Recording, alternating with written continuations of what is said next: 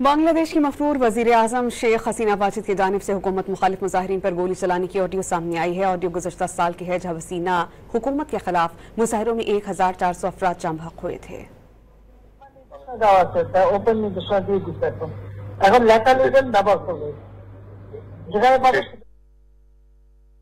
بنگلہ دیش کی مفرور وزیر اعظم شیخ حسینہ واجد کی جانب سے حکومت مخالف مظاہرین پر گولی چلانے کی آڈیو سامنے آئی ہے۔ آڈیو گزشتہ سال کی ہے جب حسینہ حکومت کے خلاف مظاہروں میں 1400 افراد جم حق ہوئے تھے۔